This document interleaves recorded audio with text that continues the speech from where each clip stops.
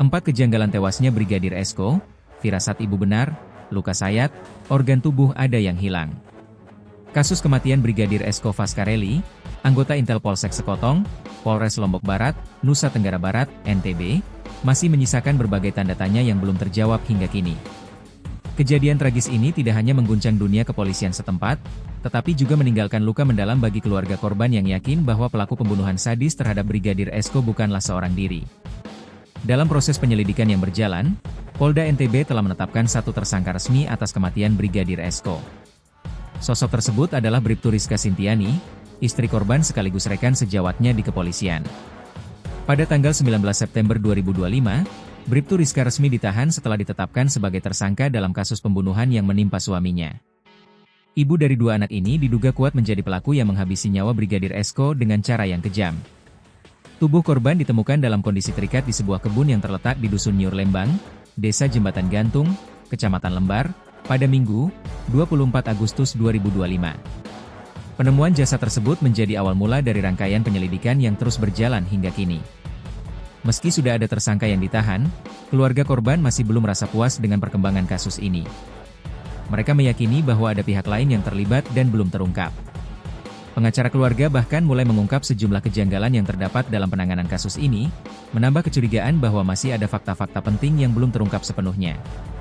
Situasi ini semakin memperkuat pandangan bahwa kasus kematian Brigadir Esko tidak hanya soal kehilangan 1 nyawa, melainkan juga pertempuran untuk mencari kebenaran di balik tragedi yang memilukan ini. Keluarga dan tim kuasa hukum terus berjuang agar keadilan dapat ditegakkan secara menyeluruh, sekaligus mengungkap seluruh fakta yang selama ini tersembunyi. Istri tidak buat laporan ke polisi. Kejanggalan pertama yang diyakini keluarga korban adalah perihal motif istri membunuh Brigadir Esko. Diungkap pengacara Brigadir Esko, lalu Anton Haryawan, keluarga sempat curiga dengan Bribtu Rizka sebelum jasad korban ditemukan tewas mengenaskan. Keluarga heran kenapa Bribtu Rizka tidak melaporkan hilangnya Brigadir Esko. Padahal Brigadir Esko sudah hilang sejak 19 Agustus 2025. Tapi sampai jasad Esko ditemukan pada 24 Agustus 2025, Rizka tak pernah melapor ke perangkat desa sekalipun atau polisi. Hal pertama yang janggal menurut kami, setelah autopsi dilakukan bahwa fix almarhum Brigadir Esko meninggal dunia akibat pukulan benda tumpul. Saat itu istri dari korban atau tersangka tidak mau membuat laporan polisi. Jadi yang membuat laporan polisi atas kematian Brigadir Esko adalah ayah dari korban, kata lalu Anton Haryawan, dilansir tribunnewsbogor.com dari tayangan YouTube Metro TV News, Selasa, 23 September 2025. Sementara Bribtu Rizka tak melapor, ibu Brigadir Esko sejatinya sudah punya firasat buruk sejak lama. Terlebih saat Brigadir Esko mendadak hilang, ibunya sempat berkomunikasi dengan Bribtu Rizka. Ada kejanggalan, tanggal 19 Agustus kan almarhum dinyatakan menghilang. Pada tanggal 22 Agustus sampai 23 Agustus, ibu korban itu melakukan komunikasi dengan tersangka, ujar lalu Anton. Dalam obrolan antara menantu dan mertua, Ibunda Esko heran kenapa ponsel anaknya tidak aktif. Terkait hal tersebut, Bribtu Rizka justru mengurai pernyataan mengejutkan. Bukannya lapor polisi atau perangkat desa, Bribtu Rizka malah mendatangi dukun setelah suaminya hilang. Hasil komunikasi itu mempertanyakan kenapa HP Brigadir Esko tidak pernah aktif, dihubungi tidak aktif terus.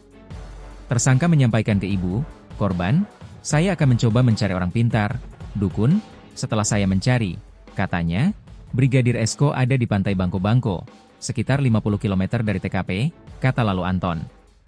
Mendengar ucapan sang menantu, Ibunda Esko tak lantas percaya. Ibu korban yakin Brigadir Esko masih ada di dekat rumahnya. Dan terbukti, firasat ibu korban soal keberadaan Brigadir Esko pun benar. Sehari setelah ibu korban mengurai firasatnya, Brigadir Esko ditemukan walaupun dalam kondisi tewas. Tapi ibu kandung korban menjawab, saya seorang ibu kandungnya. Korban, naluri seorang ibu tidak pernah salah. Saya meyakini anak saya ada di sekitar rumah tersebut. 1 hari setelah mengatakan seperti, jenazah ditemukan, imbuh lalu Anton. Ada luka sayatan dan pukulan di kepala.